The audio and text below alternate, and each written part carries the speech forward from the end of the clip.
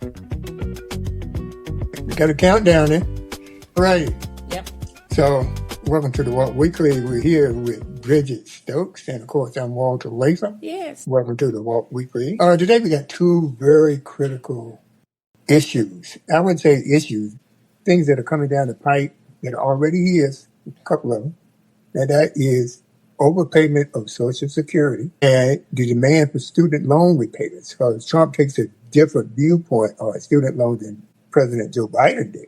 Joe Biden was trying to get those student loans waived, but Trump, that's another thing with him. He's looking to collect. Again, that's always the low-hanging fruit that the Republicans go after. And those are usually anything that helps the working class, they're trying to crack. So let's get into the first topic that we want to talk about. And that is Social Security overpayments. Mm-hmm. Now, the government has just, they have, I guess under Doge, they are saying that there were a lot of people that got more money than they should. They never talk about the people that got less money than they should, but this is more money than they should. Mm-hmm. So these people will be getting letters. They're already in the mail, all right, saying that you were overpaid by, let's say, let's use an example. You know, I like to talk about examples. I like scenarios. So here I am. I've been receiving Social Security for 10 years. That's not true. I'm just using it as an example, okay? Don't get me twisted now that I'm on the program for 10 years. No, but anyway, I'm getting Social Security for the last 10 years, and they come to me and say, with a letter, you're going to get a letter if you are overpaid. And this letter's going to say, you owe us $100,000. So let's say you get $100 a month. And that's your Social Security payment. I know it's much more than that, but I'm using this as an example, right? Mm-hmm. You get $100 a month, and it should be $90 a month. All right? So over 1 year, you get $10 more a month for 12 months. That's $120 times 10, right? Mm-hmm. So if you're doing that, then you're looking at a lot of money. That's where are these people? And a lot of people may have $20,000, $30,000, $40,000 that they're going to come after you with and demand that you pay them back. Mm-hmm. All right, and they will take actions against you, such as garnish you, take your Social Security check. All right, all of it, or either half. You got to work it out, but do not ignore those letters that come at you because they're going to garnish you your check, put it on your credit report. They're going to do all those type of things. So you don't want that to happen. So I just want to alert our people that some of y'all may get that letter. All right, and don't ignore it. Okay, about what you got to say about that? Well, listen, I'm one of the people that got the letter. You got the letter? Yeah, I got the letter. I'm one of the people letters. But to me it's big, but it's like it's gonna be lesser. So Social Security will be lesser. So they'll be taking it off the top then. They're gonna take it off the top. They're gonna take it off the top. So my payment, they're saying it's gonna be lower. So I'm like, are they serious? They really? Yeah.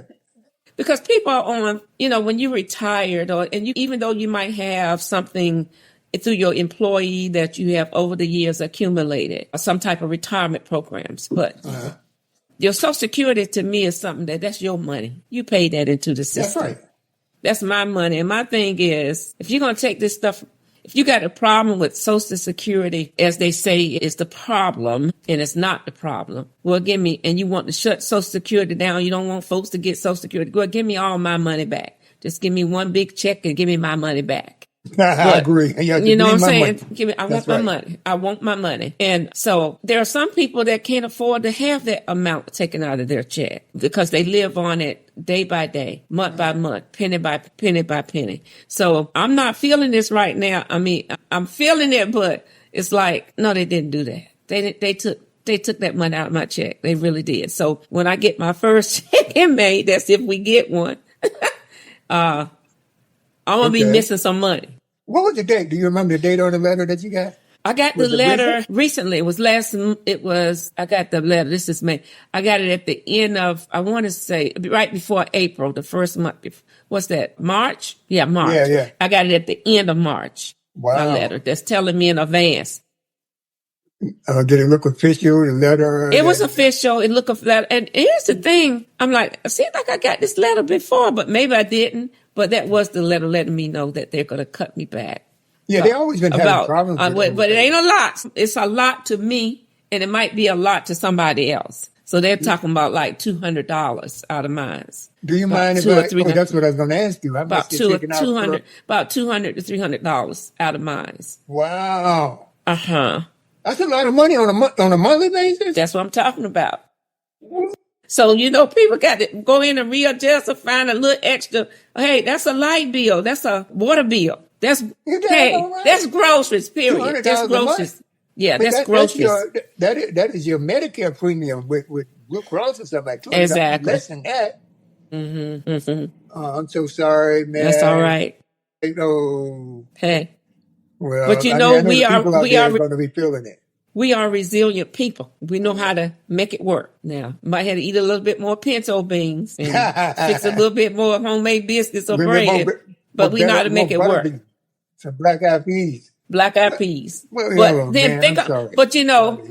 I feel blessed because I do have my retirement from the system. Yeah. But think about the people that don't have it. That's all they have. That is all they have. Well, I haven't received a letter so far, but you never know. I may receive one too. I think they're gonna go for the people with the lower incomes, like the middle class. I'm middle class, but hey, I'm between. But I might not be on that level that you on.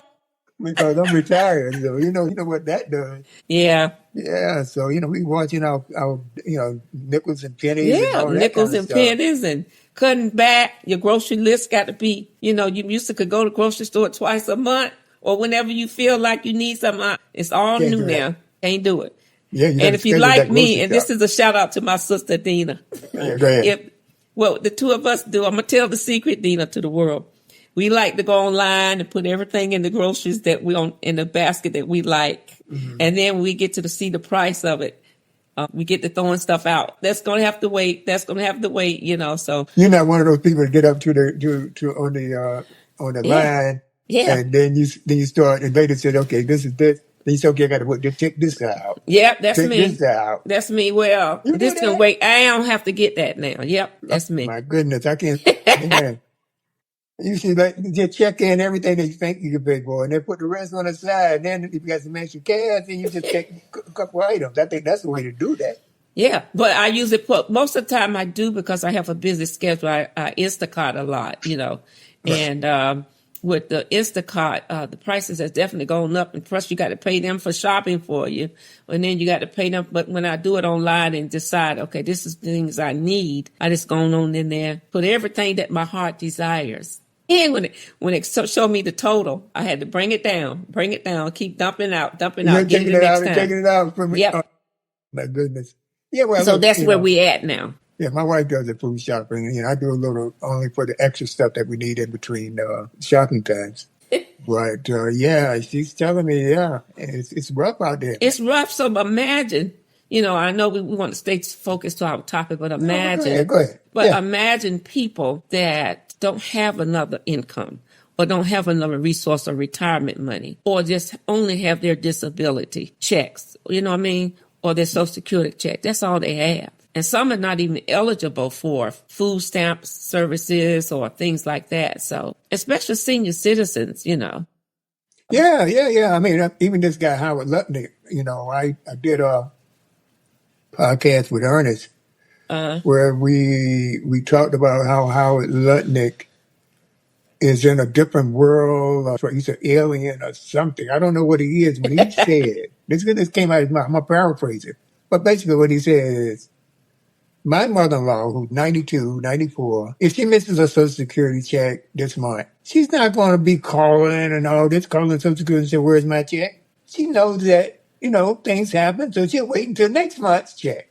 Now, how many people that we know that own Social Security that can do that? No. They can miss a check and wait till the next month. None. I don't know nobody. And you know what? When he made that statement, I said, and you can afford to give her what she needs. How about that? You're in a position to make sure your mother, that's right. You're a millionaire, so you're in a position to make sure your mother-in-law has everything that she needs. A billionaire. So she could have everything that she needs. That's a statement I think should have never came out of his mouth, personally, because that's your mother-in-law and that's part of your family and you're a billionaire. So why would she have that problem of saying those things or worrying about whether or not she going to get her check this month or not. Why not would she when she have a billionaire son-in-law? That makes no sense. Even though the people say, well, that's his money. No, but that's his family. When you marry, you marry into a family. That's absolutely right. Okay, so, for him to say that, and then he goes on to say that if anybody misses their check and they start calling, those are the criminals. Yeah. Those are, now real criminals, though. If I miss my check, I am going to call. All right? Yeah. I mean, it's direct deposit. It doesn't hit my account.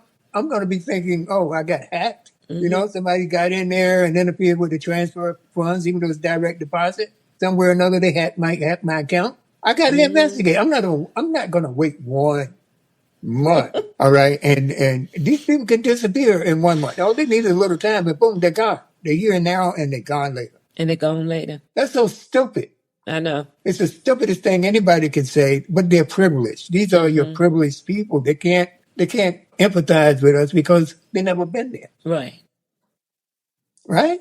So, I mean, you know, come on. Another thing too, but before we leave Social Security, go to student loans, is that, you know, with these, what do you call them? The COLAs? The cost of living increases, cost of living adjustments that we get every year. We don't match inflation with those. They give us like 1%. 1%. And that's not matching inflation, period. No, they never do. And that's from not only the federal, your local jobs or your local retirement. They don't match that. They might every now and then throw in a bonus. And the bonus is just enough to pay half of your groceries. So, hey, I'm calling it out. Well, I got a film that I want y'all guys to look at about these overpayments. Not these overpayments, but the overpayments of Social Security. And I was thinking about student loans for a moment there, that which we're going to get to in just a moment. And I think I want to show a film, just a clip. As progressive protests persist in Chicago and across the country against cuts in federally funded programs, people are at a point where they are scared to death.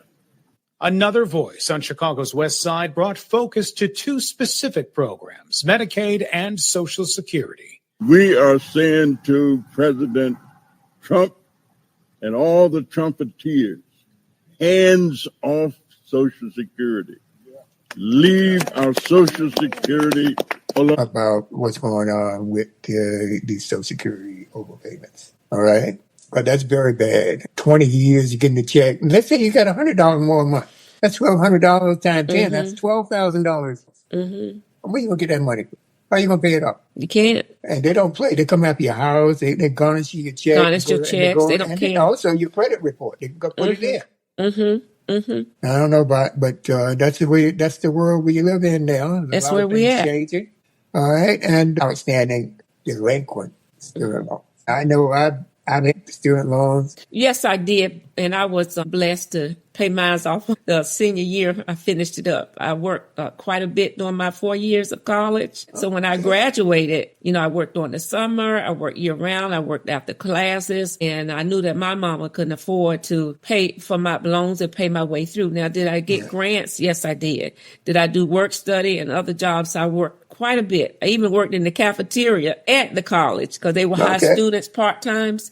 And then I would leave there and sometimes go to the mall and work to some of the stores there to pay my way through school. So my senior year when I graduated, I didn't owe anything. Matter of fact, they gave me, I overpaid a little bit. I got a little $300-some check back, but I was proud of that because I didn't owe anything. Goodness. I didn't owe nothing when I graduated. Nothing, not a penny. Well, I tell you. And I worked. But my sister and, you know, other family members have been caught, you know, those years they did have to pay back those student loans. And it was hard. And are they still paying back, you know? Well, they paid them in full.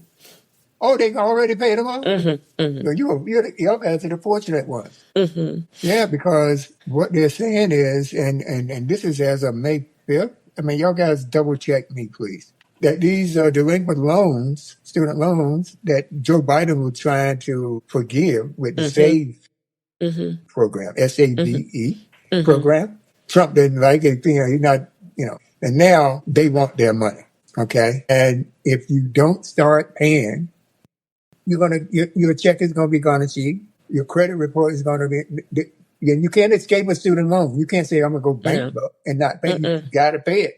They're going to get their money. Even at your funeral. You know what I mean? That's how bad they are with student loans. And so I just want to alert everybody that if you're delinquent, yes, go and reach out to them.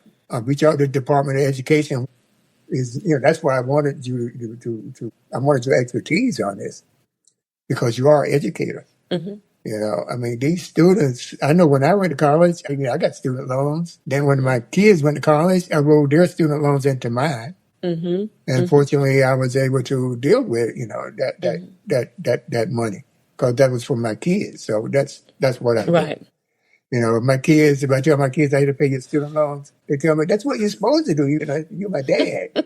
You know what I mean? So I was fortunate enough to be able, but a lot of people, they got hundreds of thousands of dollars, or, at least 50. I said, $50,000 is a lot of money. I think I got one niece that still owe on her bill, but she's paying on it. But she's not delinquent, right? She's not delinquent. No, she's not delinquent. No. Okay. Because I know some people have not paid their student loans. I know in 2023, all right, when Joe Biden tried to use the SAVE program, which deferred a lot of loans because everybody's waiting for Congress to pass it, is that between 2023 and now, when you get ready to start your repayment, that interest accumulated from 2023 to now. That's on top of what you owe. The interest continues. It continues. You never can catch up. To me, you can't. You can't catch up because of and the thing is, rate. this is going to impact a lot of people because, with student loans, the majority of student loan borrowers, on a percentage basis, are low income. That's right. Low income people are the ones that get student loans because they can't afford college any other way. That's right. And then you got some mega, and I'm going to call it out, mega folks that get student loans too. And have had student loans. They all do it. Yeah. I don't understand them being so supportive of a person that wants to cost them more trouble with their loans and taking if they think they are exempted from taking money from their account or their house being taken from them or whatever, they're not. Just because they're voting for their president doesn't mean that they ain't going to get their money if they owe them some money. Yeah. Well, a lot of them got buyer's regret now. Yeah. And that's true. That's so true. Yeah, they got buyer's regret because to me, but first of all, let me just say to people that got student loans, do not mess around. All right, work something out. Yeah, work something out. If you've been delinquent, you just go there. You got to beg a little bit. What the Temptations used to sing, I ain't too proud to beg. I ain't too proud to beg. I ain't too proud to beg. But anyway, I would, if I'm on student loan and they coming after me like that, I got to work something out. You know what I mean? Well, give them something. Say, look, this is what I can give you. Yeah, just they may not take that. They may say that's not enough. May not. They may not. They may not. Because they have the last word on that. Right. So, the thing is that there's so many black people with student loans. Yeah. And minorities. And minorities. But we're at the top. When it comes to student loans, we're at the top in terms of outstanding and delinquent loans. Okay? So that's a direct. Can you imagine if you have a student loan and you waiting for, you got Joe Biden. He's going to push through the SAVE program to forgive all these student loans. So you go ahead and, buy a house.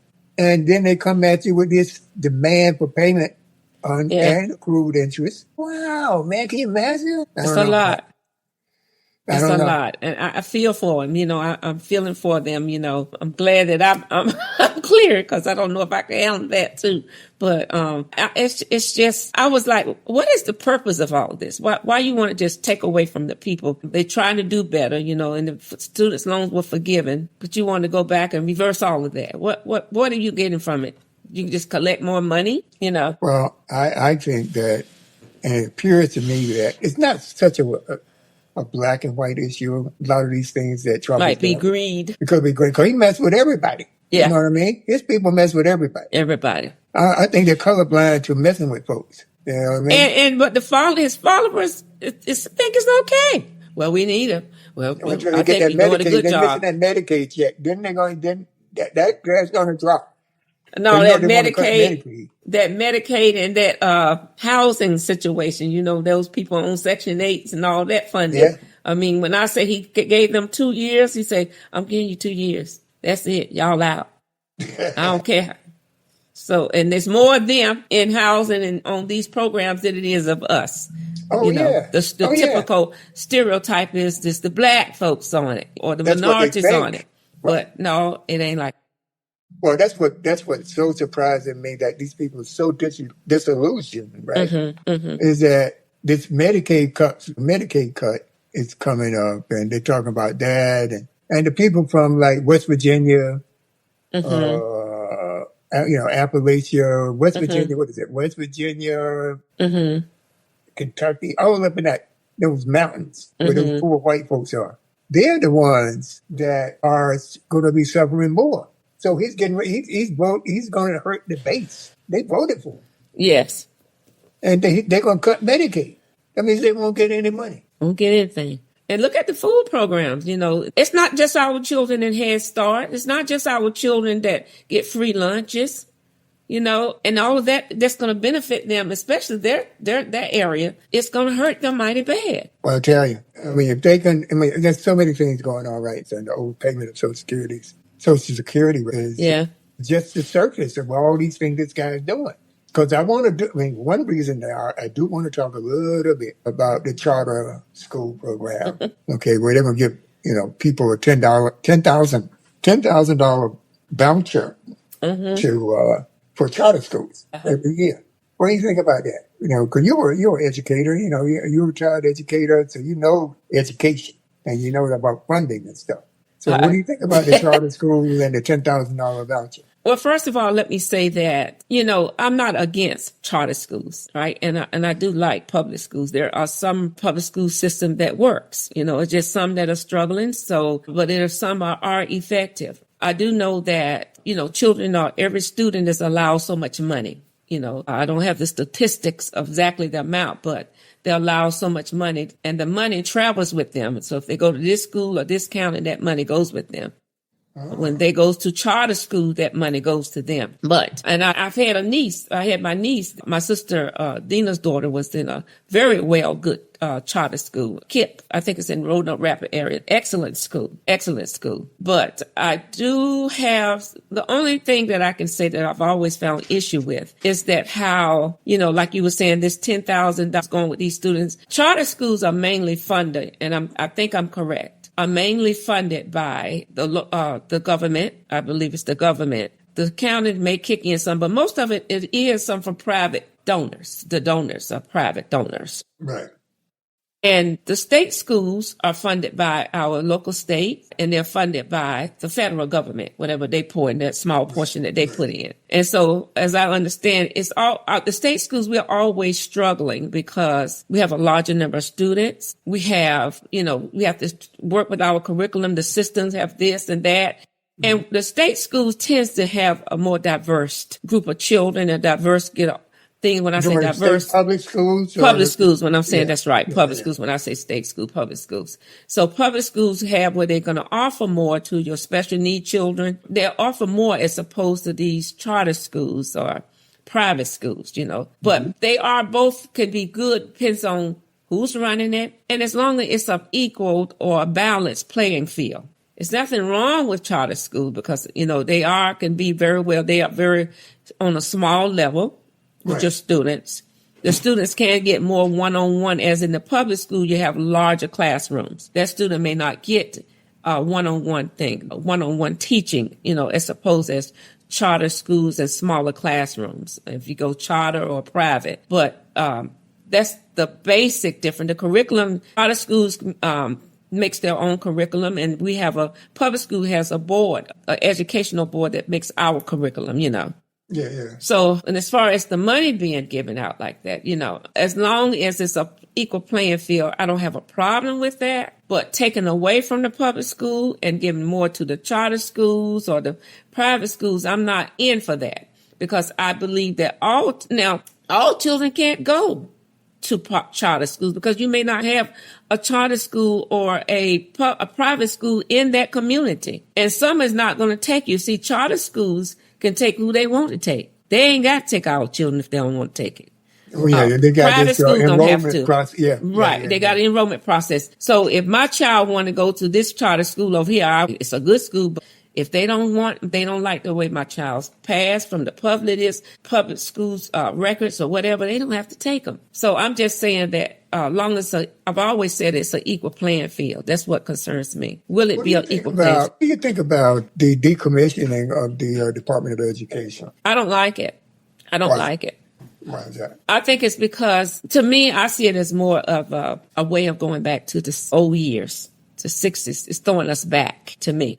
I've been in the public school. I was there 32 years. It wasn't all bad. It's, the public school. Now, I will admit that they do, and I haven't been there in a while, so I'm not saying that the public school is not getting better, because I believe they will. And they got to find the right curriculum for our children. You know, some people might say, well, if it's not working, then we need to follow the pattern of a charter school. Just like KIPP was an excellent school. I loved it when my niece was going there.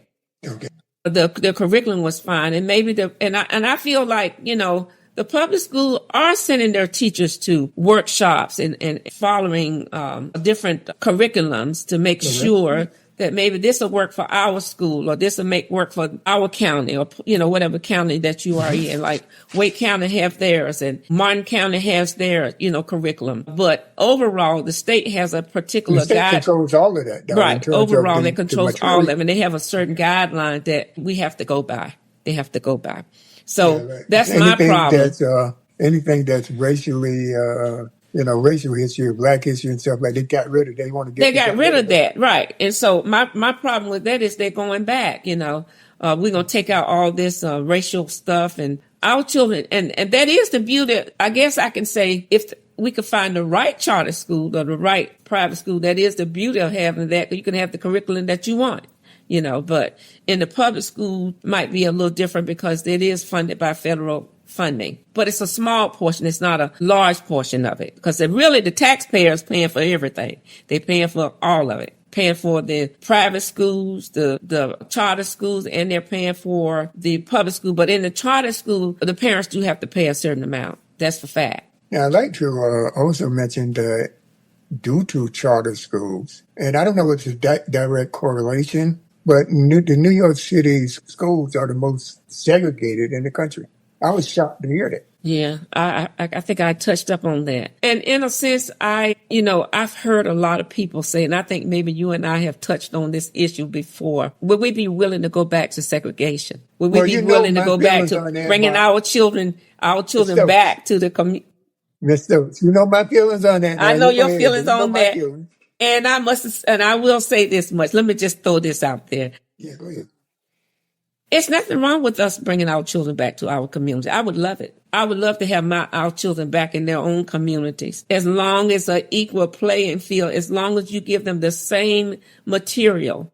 Right. And the same funding that you're going to give those in their community, the white communities or whatever community you want to say, as long as it's equal. If you're going to give me the same amount, because I always say that was the problem during segregation. We have to understand the problem was that our children was we still playing catch up. Hey, we're still academically playing catch up from where we started years and years ago, because they were years ahead of us educationally. So when they threw us out there, when we went back, came out of segregation, they desegregated, look at how they treated us. We were well educated, but look at but they still were way ahead of us educationally. But we had to fight to get our way through. I have to maybe contradict you a little bit there, because I went to E.J. Hayes, which is a black school during the 60s, right? Mm-hmm. And I was prepared when I left North Carolina to come to New York and work in the corporations and things of that nature and get into the colleges up here. Because I transferred my grades from Elizabeth City State. I was competitive. Never even crossed my mind that I know, but I'm going to say this about you. You always been a genius anyway. You're one of them. I'm going to put it this way. There are some people going to catch on to it because of their high level of thinking and process of thinking. Okay. Mm-hmm. But some of us, it's the way how it's processed in learning. That's when it comes into the learning system. I'm not saying that the black schools didn't prepare us. They did a heck of a job preparing us. Yeah. So I wouldn't be where I am now today weren't for E.J. Hayes schools and those black teachers that cared about me. You know what I'm saying? And then they messed it up when they start bringing in them other teachers to desegregate the schools. They didn't care about whether we got it or not. Because half of them was scared because they thought maybe them children gonna jump on. They've been jumping on, because they were scared of them black kids. We have nothing in common with them. They come from nothing. A lot of them come from areas, or they were raised. They've never seen black kids. They never seen black kids. But no more on television. Right. And no more on television. And I'm just saying, we had to struggle to get to that part. I think about it. Books was behind. You remember that book, Jane Rent, and Pick Up? You remember that kind of little books? Yeah. Those was the old reading books. They were years old, whereas the white schools had already, those books they was in use. They were out of date. Yeah, books. they were at chapter 20 they were shipping over. We got chapter 1. Right. They were shipping new materials, shipping us expired material and updated material the white schools was getting. So that's the perspective that I'm talking about, the equal playing field. Just make sure, bring my kids back. I know what to do with my children in my community. I know their emotions. I know how they feel. I know how to talk to their parents. Okay. I know how to reach out to my own people. So I don't have a problem as long as it's an equal playing field. Give me the same funding, the same education material that you're going to give that other school. Yeah, and people think the Chinese smart because they have access to education. They have access to it. Parents drill that into them. Because and the government follows through to ensure that those kids are educated. That's right. They would fund kids coming over here. They pay for it. And we nurtured our children in those black communities back then. If a child came in the room with a runny nose, hair ain't been combed, teacher take you to the back of the school, the cloakroom. Right, in the cloakroom. Comb your hair, even had your little thing that you can wash your face so that we could build their confidence up. They don't do that now. You might have a handful that do that, and then you got some teachers that's going to talk about, but that mama don't need to be sending that child like that. But those real caring, devoted teachers, they're going to come. They're not going to call Social Security on that not Social Security, but social welfare on that mama. They're going to go in there and say, come here, baby. Here's a cloth. You wash your face. You take these books home, but can you let this child stay after school so I can work a little bit with them? They don't do that today. So I'm saying that if our children come back to our neighborhood, I'm not against that at all because we know how to take care of our children. We know how to build their nurturing, build their confidence, and make sure they get what they learn. Because I remember them teachers. Now I don't know if we can do it now because they got that rule back. When the teachers back in the day, you didn't spell that word right. Hold your hands back. Oh, yeah, corporal punishment. Yeah, we don't have that, but maybe we can reincorporate that into I think that's a law that's been recently being reincorporated by their president. I ain't there yet to say president of the United States because you got to me personally act like one, then I'm gonna call you one. Call you mine. I'm just saying all I'm saying. Gotcha. I'm just saying.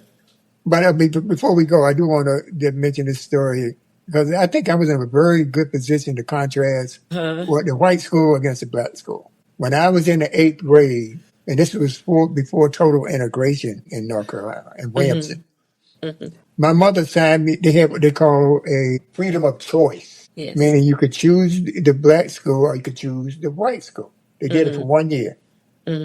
I went to my mom signed me up with a white school for that year. So going to Williamson High School, which was a white school, I noticed right away, the cafeteria was better, the rooms were better, they had AC, they had football equipment. I played Little League football at Williamson High School. What? Okay, they didn't have that at E.J. Hayes. I mean, that was the first time I had a physical exam for athletics. With athletics, they make you cough, make you turn around and do all this. That was the first time. They did not have that at E.J. Hayes. They didn't have it. So that goes to show you that the funding for Williamson High School versus E.J. Hayes, the black school, is a big difference. They had it. They had so much stuff. The band room, the band equipment, because I just started playing trumpet then. I was playing trumpet. And I mentioned the cafeteria. And the curriculum, much better. The books and everything it's just an awesome place. But I couldn't take it because I missed my folks. So the following year, when I got in 9th grade, I went back to EJA. I went to EJA's high. I didn't like it. There was no school spirit. I don't know. I really feel sorry for the black students that are going to school down there now because they did miss that cultural thing we had. Yes. Yes. Okay? Yes. The whole town was behind our football team. The whole town. Then we had May Day. We had all these different things. And you know what? The community helped those black schools. Even though the state during that time wasn't giving monies to these schools, the black community, the parents, the PTAs, the store owners, they were pouring money in to help those schools. They were doing fundraisers and different things. And it was PTA really, but still the community came together and did the best that they know how to make sure that their children could have the same material, at least some of it. They were pouring money into those black schools back then. I know they did E.J. Hayes with PTA, and that's why we had so many little different things going on during that time. You know, May Day, and you remember May Day? They had all those people, vendors out there. Yeah, May Day. We had the costumes and yes, the parade and all that kind of stuff. I think my teacher was Miss Winsby. I was Miss May Queen in first grade with Miss Manson. And then when I went to Miss Wisby in second grade, we had to do a dance, and it was Heard It Through the Grapevine. I'll never forget. And she had us dressed in some purple paper tissue outfits that she made. Yeah. And we were dancing to Gladys Knight, Heard It Through the Grapevine. So those was the time. That was what you call community. Exactly. Input, because I know we got to go, but I do want to say this to these parents out there as an educator. Parents, you have to get involved with your children's education. You have to go to these schools. You need to go to these PTA meetings and these board meetings to see what's going on. Your voice can still be heard if you just show up. It can be heard. You got to do it. Because our parents did it. And even during segregation, they did it. They were there. All right, Ms. Stokes. You got the final word on it. All right. I just wanted to let people know that y'all guys got to, try to follow, share, comment. Hey, look, the Walt Weekly, we are on all major streaming platforms, and we have our own YouTube channel. And that is really ramping up now. So yes. I encourage everybody, this will be on YouTube. So I encourage everybody to, connect with us on YouTube at the Walt Weekly Podcast. Yes. Okay. All right. And y'all guys, look, we need membership on our Facebook page. We want y'all guys to join that. Look at, our website, a generator newsletter, talking about the things that we've been doing. Yes. So nice. Check us out. And Ms. Stokes, we'll see you the next time. Yes. This was great. Good seeing you. I hope so. It's good seeing everybody. You're a host anyway, so I'm going to be seeing you a lot. And don't forget, people, this is going to be the host of the Church Ladies. The Church Ladies, yes. All right, coming up soon. Yes. All right, take care. We love you. Next week. All right, bye-bye. Ciao.